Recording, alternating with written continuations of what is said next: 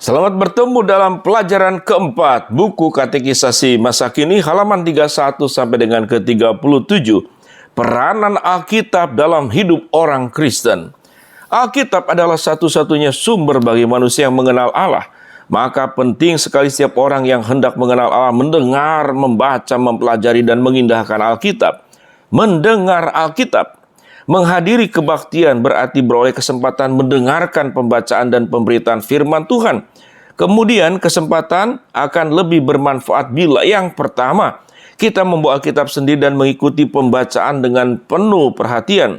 Kedua, mencatat pokok-pokok renungan atau khotbah dan perenungan bagaimana Tuhan berfirman kepada kita melalui seseorang. Yang ketiga, pulang ke rumah, membaca kembali nats Alkitab terkait dan merenungkan kembali uraian yang diberikan. Poin keempat, membicarakan isi khotbah dengan teman atau dengan pengkhotbah sendiri, sehingga firman itu benar menjadi santapan rohani bagi kita. Yang kedua adalah membaca Alkitab. Allah menyatakan seluruh kehendaknya kepada manusia melalui Alkitab. Semuanya penting untuk kehidupan kita di dunia ini.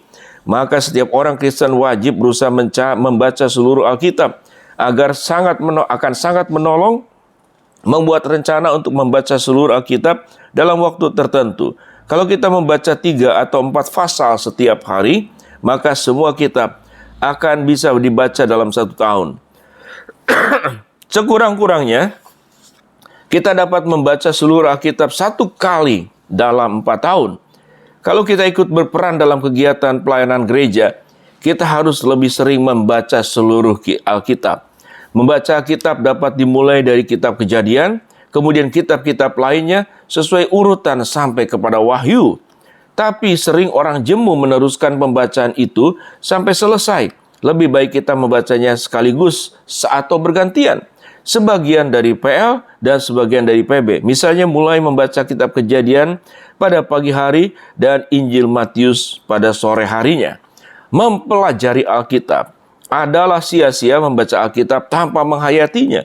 Ada bermacam-macam cara untuk mempelajari Alkitab. Satu cara yang paling lazim dipakai adalah menggunakan jadwal yang diterbitkan oleh Persekutuan Alkitab Indonesia atau PPA. Jadwal bacaan ditetapkan dengan pertanyaan yang bertalian dengannya, antara lain berikut. Apakah yang saya baca tentang Tuhan, Allah Bapa, Allah Anak, dan Allah Roh Kudus? Apakah pedoman teladan bagi hidup saya? Adakah janji Tuhan? Adakah perintah larangan untuk saya taati? Adakah dosa yang harus saya jauhkan? Adakah peringatan bagi saya? Catatlah sesuatu yang paling berkesan. Pertanyaan-pertanyaan dapat menolong kita mengerti firman Tuhan. Ada baiknya menuliskan jawaban atau pertanyaan ini. Contoh perikop Markus 3 ayat 20 sampai dengan ke-30. Apa yang saya baca tentang Allah Bapa? Tidak ada. Allah Anak? Yaitu dia melayani tanpa memperhatikan kepentingan sendiri. Dalam perikop ini, ia tidak berhenti melayani sekalipun waktu makan telah tiba. Keluarganya tidak mengerti pelayanannya. Dialah orang kuat yang dapat menguasai iblis. Kemudian Roh Kudus. Ia bekerja melalui Yesus untuk mengusir setan-setan. Hujatan terhadap Roh Kudus tidak akan diampuni. Kemudian apakah pedoman teladan yang didapat? Kita harus melayani sesama manusia tanpa pamrih. Pelajaran apa yang didapat tentang janji? Semua dosa manusia akan diampuni kecuali menghujat Roh Kudus. Adakah perintah atau larangan? Secara langsung tidak ada. Adakah dosa yang harus dihindari? Yaitu menghujat Roh Kudus. Adakah peringatan? Peringatannya adalah keluarga Yesus tidak mengerti pelayanannya. Kalau keluarga kita menentang hidup dan kegiatan Kristen kita, baiklah kita menyadari bahwa Yesus juga mendapat tantangan dari keluarganya. Catatan apa yang paling berkesan? Semua dosa kecuali menghujat Roh Kudus dapat diampuni dalam Yesus. Mulai mendengar, membaca, dan mempelajari Alkitab berarti dapat lebih mengerti tujuan buku ini dan mulai mengetahui bagaimana Allah berfirman kepada manusia. Yang berikut adalah mengindahkan Alkitab. Percuma seseorang menjadi rajin mendengar, membaca, dan mempelajari Alkitab bila ia tidak mengindahkannya. Dengan mentaatinya, kita dipanggil untuk menjadi pribadi yang menerapkan firman Tuhan. Hanya dengan melakukannya terhadap berkat dari Alkitab bagi manusia. Yang berikut, pengakuan iman rasuli adalah kesimpulan ajaran Alkitab. Pengakuan iman rasuli dinamakan demikian bukan karena rasul-rasul yang menulis, tapi adalah karena pengakuan ini tepat dan sesuai benar dengan ajaran mereka yang merupakan kesimpulan dari ajaran itu. Pengakuan iman rasuli mulai dipakai di gereja-gereja di Roma sebagai pengakuan kepercayaan dari setiap orang yang mau dibaptiskan. Barangkali dipakai sebelum tahun 150, semua orang Kristen menerima pengakuan ini. Pengakuan iman rasuli terdiri dari 12 pasal. Biasanya dibagi dalam bentuk 3 bagian besar. Bagian yang pertama tentang Allah Bapa dan penciptaan, yaitu aku percaya kepada Allah, Bapa yang Maha Kuasa, Khalik langit dan dia bumi. Bagian kedua tentang Allah Bapa dan tentang Allah Anak dan penebusan kita. Apa itu? Dan kepada Yesus Kristus anaknya yang tunggal Tuhan kita, yang dikandung daripada Roh Kudus, lahir dari anak darah Maria, yang menderita sengsara di bawah pemerintahan Pontius Pilatus, disalibkan, mati dan dikuburkan, turun ke dalam kerajaan maut, pada hari yang ketiga bangkit pula dari antara orang mati, naik ke surga, duduk di sebelah kanan Allah Bapa yang Maha Kuasa, dan dari sana ia akan datang untuk menghakimi orang hidup dan yang mati. Yang bagian ketiga tentang Allah Roh Kudus dan pengudusan kita.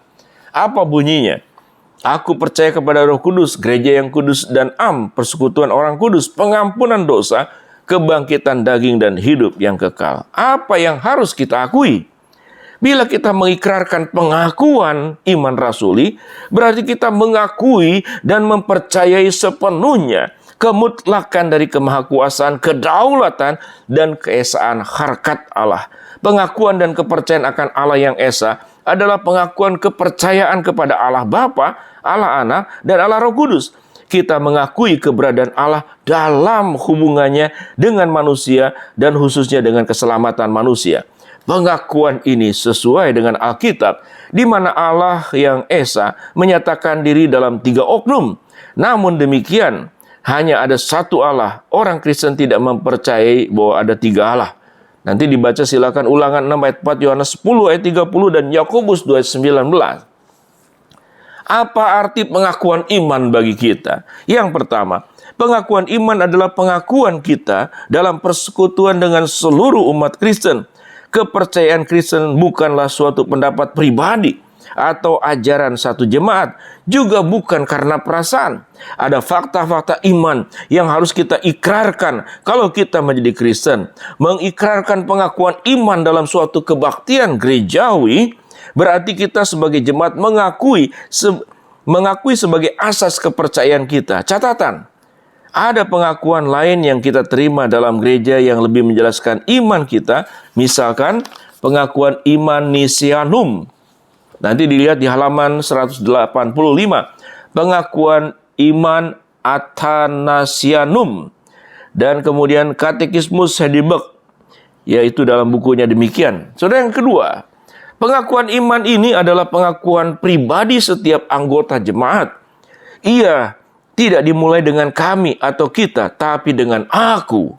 Kepercayaan itu bukanlah soal bersama atau kelompok, tapi soal pribadi. Kita mengakui bukanlah melulu hanya pengakuan gereja, tapi adalah pengakuan pribadi kita masing-masing. Akulah yang percaya, akulah yang bertanggung jawab kepada Tuhan tentang kepercayaanku pribadi. Salah satu maksud kateksasi adalah supaya setiap pelajaran atau katekumen, setiap pelajar menjadi percaya sendiri kepada Yesus Kristus sebagai juru selamat pribadi. Dengan katekisasi, kita mulai mengerti dengan benar ajaran Alkitab tentang Allah dan keselamatan. Untuk itu kita harus berdoa, memohon supaya Roh Kudus bekerja dalam diri pribadi kita masing-masing, memimpin kita untuk percaya kepada Tuhan sebagai Yesus sebagai juru selamat kita. Dan karena itu kita mengenal Allah dan memperoleh hidup yang kekal. Dengan demikian, seorang dapat mengikrarkan pengakuan imannya menurut pengakuan iman rasuli, dan orang-orang itu sudah mempunyai iman yang sejati. Adakah iman yang sejati? Pertanyaan nomor 21 dari Katekismus Heidelberg. Iman sejati itu bukan saja pengetahuan yang pasti, sehingga saya mengaku benar-benar sesuatu yang dinyatakan oleh Allah dalam firman-Nya kepada kita, yaitu melainkan juga kepercayaan yang teguh. B. Yang ditanam oleh Roh Kudus. C. Di dalam hati saya dan dengan Injil. D. Dengan keampunan dosa, kebenaran, dan keselamatan yang kekal. E. Sudah dianugerahkan oleh karena kasih karunia Tuhan dan pahala Kristus saja. F. Bukan hanya kepada orang lain, melainkan juga kepada saya. Poin ketiga, sikap dalam mengikrarkan pengakuan iman. Pengakuan iman tidak merupakan doa. Karena itu tidak perlu kita mempersoalkan sikap berdoa bila mengucapkan pengakuan iman. Tidak harus menundukkan kepala atau tutup mata. Kita berdiri tegak dengan nada suara nyaring tegas, kita ikrarkan pengakuan iman kita. Demikianlah pelajaran yang keempat. Kita akan memasuki selanjutnya pelajaran yang kelima. Ikuti sampai selesai. Shalom.